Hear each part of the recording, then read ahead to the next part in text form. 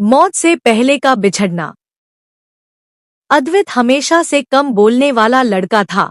उसकी आंखों में एक ठहराव था, जैसे उसने उम्र से पहले बहुत कुछ देख लिया हो। शहर के उसी पुराने बस स्टैंड के पास वह पहली बार रूहिका से मिला था। बारिश हल्की थी और हवा में मिट्टी की खुशबू थी। रूहिका छाता पकड़े खड़ी थी और अद्वित की नजरें अनजाने में उसी पर टिक गई थीं। उस पल दोनों को नहीं पता था कि यह मुलाकात उनके जीवन की सबसे गहरी याद बनने वाली है। धीरे धीरे बातें बढ़ी, मुलाकातें होने लगी और बिना कहे ही दोनों के बीच एक रिश्ता बन गया। अद्वित रूहिका के सामने ज्यादा मुस्कुराता नहीं था, लेकिन उसकी खामोशी में भरोसा था। रूहिका उसकी चुप्पी को समझने लगी थी।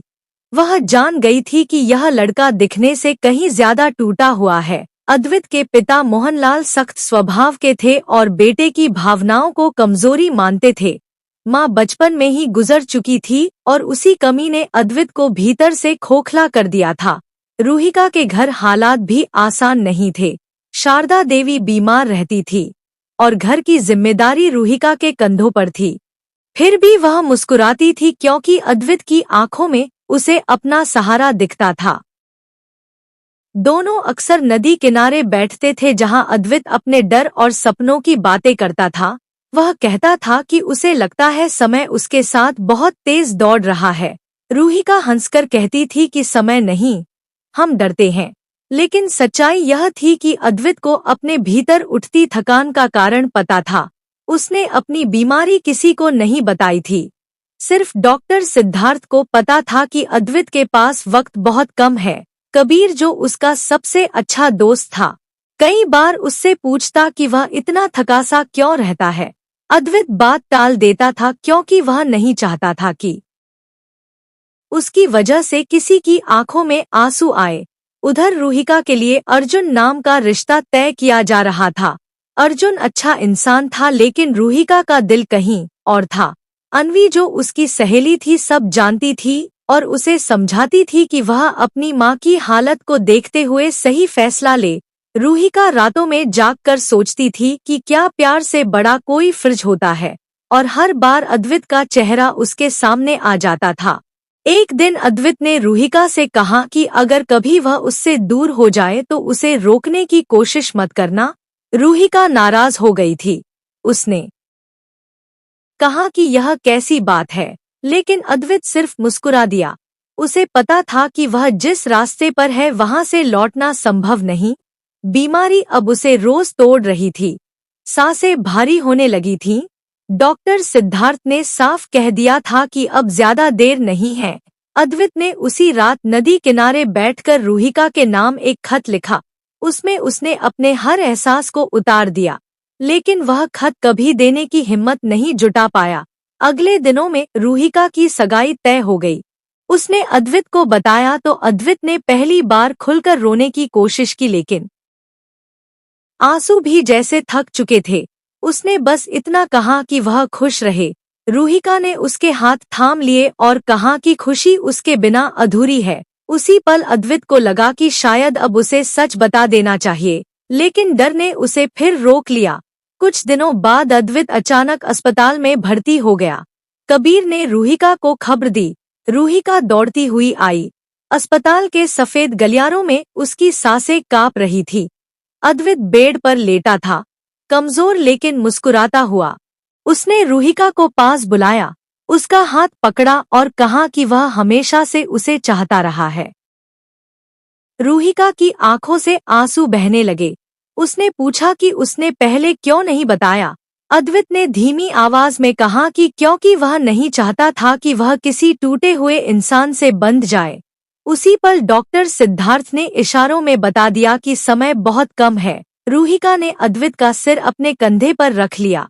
उसने कहा कि वह कहीं नहीं जाएगी। सगाई, समाज, सब कुछ बाद में। अद्वित ने मुस्कुराकर कहा कि कुछ बिछड़न जरूरी होती है ताकि प्यार अमर रह सके। उसकी सांसें धीमी होती चली गईं। रूहिका उसे पुकारती रही, लेकिन अद्वित की आंखें बंद हो चुकी थी। वह खत जो उसने लिखा था कबीर ने बाद में रूहिका को दिया। उस खत में लिखा था कि मौत से पहले बिछड़ना शायद सबसे बड़ा दर्द है, लेकिन अगर रूहिका जिंदा रहकर मुस्कुरा सके तो उसकी मौत सफल होगी। रूहिका ने वह खत सीने से लगा लिया। उसकी जिंदगी आगे बढ़ी। अर्जुन से शादी हुई, माँ की सेवा की, लेकिन हर बारिश में, हर नदी किनारे उसे अद्वित की खामोश मुस्कान दिखती रही। कुछ प्यार कहानी बनकर खत्म नहीं होते, वे सांसों के रुकने के बाद भी जिंदा रहते हैं। और मौत से पहले का बिछड़ना जिंदगी भर साथ चलने वाला दर्द बन जाता है। अद्वित के जाने के बाद रूहिका की जिंदगी जैसे दो हिस्सों में बंट गई थी। एक वह जिसमें अद्वित सांस लेता था और दूसरा वह जिसमें सिर्फ उसकी यादें जिंदा थीं। शारदा देवी ने बेटी की आंखों में बसे सन्नाटे को देखा लेकिन कुछ कह नहीं पाई। समाज के नियम, रिश्तों की जिम्मेदारी और हालात ने रूहिका को आगे बढ़ने पर मजबूर कर दिया। अर्जुन से शादी के बाद उसने हर फर्ज निभाया, घर संभाला, माँ की सेवा की, लेकिन दिल के एक कोने में हमेशा वही नदी किनारा बसता रहा जहाँ अद्वित बैठकर खामोशी से पानी को देखा करता था। अर्जुन एक समझदार इंसान था। उसे रूहिका की चुप्पी महसूस होती थी, लेकिन वह जानता था कि कुछ दर्द ऐसे होते हैं जिन्हें बांटा नहीं जा सकता। कबीर कभी कभी मिलने आता तो अद्वित की बातें छेड़ देता और रूहिका मुस्कुराने की कोशिश करती। साल बीतते गए, समय ने चेहरे बदल दिए लेकिन यादों की तस्वीर वही रही। एक दिन रूहिका उसी अस्पताल के पास से गुजर रही थी जहां अद्वित ने आखिरी सांस ली थी। उसके कदम अपने आप रुक गए, दिल तेज धड़कने लगा। उसे लगा जैसे अद्वित अभी भी वहीं कहीं बैठा होगा, वही हल्की मुस्कान लिए। उसने अस्पताल के बाहर लगे पेड़ को छुआ और आंखें बंद कर लीं। उसे वह खत याद आया जिसे उसने आज भी संभाल कर रखा था।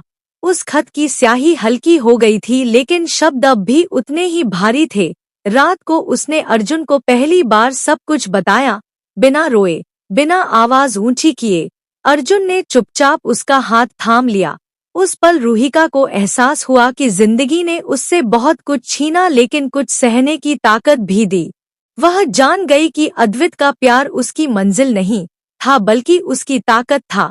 बरसों बाद एक बारिश की शाम को वह नदी किनारे फिर बैठी। पानी वही था, हवा वही थी, बस अद्वित नहीं था। उसने आसमान की तरफ देखा और धीमे से कहा कि वह अब ठीक है, उसने जीना सीख लिया है। उस पल उसे लगा जैसे हवा में किसी ने उसका नाम पुकारा हो। शायद यह उसका वहम था या शायद प्यार कभी सच में मरता नहीं। रूहिका उठी और घर की ओर चल पड़ी, क्योंकि कुछ बिछड़न हमें तोड़ने नहीं बल्कि मजबूत बनाने के लिए होती है। और मौत से पहले का बिछड़ना अगर समझ लिया जाए तो जिंदगी को अर्थ दे जाता है। समय और आगे बढ़ा। रूहिका की उम्र अब 40 के पार पहुंच चुकी थी। चेहरे पर जिम्मेदारियों की लकीरें साफ दिखने लगी थी, लेकिन आंखों में वही पुरानी गहराई थी। शारदा देवी अब इस दुनिया में नहीं रही थी और उनके जाने के बाद रूहिका और भी खामोश हो गई थी। बच्चे बड़े हो रहे थे, घर में हंसी थी लेकिन रूहिका की हंसी हमेशा अधूरी सी लगती थी। अर्जुन ने कभी उससे शिकायत नहीं की। वह जानता था कि किसी के दिल में बसे एक नाम को मिटाया नहीं जा सकता। अद्वित की यादें उम्र के साथ फीकी नहीं पड़ी बल्कि और गहरी होती चली गईं। 50 की उम्र में जब रूहिका ने पहली बार अपने बालों में सफेदी देखी तो उसे अद्वित की वह बात याद आई कि कुछ लोग कम उम्र में ही थक जाते हैं। उसे लगा जैसे अद्वित आज भी वहीं खड़ा मुस्कुरा रहा हो। सालों बाद कबीर भी एक बीमारी से गुजर गया और उसके जाने की खबर ने रूहिका को फिर उसी दर्द में लौटा दिया। उसे एहसास हुआ कि वह पीढ़ी जो अद्वित को जानती थी अब धीरे धीरे खत्म हो रही है। 60 की उम्र में जब शरीर थकने लगा तो रूहिका अक्सर रात को नींद में अद्वित का नाम लेती। अर्जुन उसे चुपचाप कंबल ओढ़ा देता और खिड़की से बाहर देखता रहता। एक शाम रूहिका ने नदी किनारे जाने की इच्छा जताई। अर्जुन उसे लेकर गया। वही जगह थी लेकिन अब सब बदल चुका था। रूहिका ने कांपते हाथों से पानी को छुआ और आंखें बंद कर लीं। उसने मन ही मन कहा कि उसका इंतजार अब खत्म हो रहा है उम्र के 70वें पड़ाव पर रूहिका बीमार पड़ने लगी। डॉक्टरों के चेहरे वही शब्द दोहराते थे जो कभी अद्वित के लिए बोले गए थे। एक रात उसने अर्जुन का हाथ पकड़ा और पहली बार कहा कि उसने उससे हमेशा सम्मान और अपनापन पाया है। अर्जुन की आंखें नम हो गईं। रूहिका ने मुस्कुराकर कहा कि उसका दिल अब थक चुका है। आखिरी दिनों में वह अक्सर अद्वित के खत को पढ़ती और सीने से लगाए सो जाती। उस खत के शब्द उसकी सांसों के साथ घुल चुके थे। एक शांत सुबह जब सूरज की रोशनी कमरे में आई तो रूहिका की सांसें धीरे धीरे रुक गईं। उसके चेहरे पर सुकून था, जैसे वह किसी लंबे सफर के बाद घर पहुंच गई हो। शायद उस पल अद्वित ने उसका हाथ थाम लिया था। मौत ने अब दोनों को अलग नहीं किया, क्योंकि जो लोग जिंदगी में मौत से पहले बिछड़ जाते हैं वे किसी और दुनिया में हमेशा के लिए मिल जाते हैं।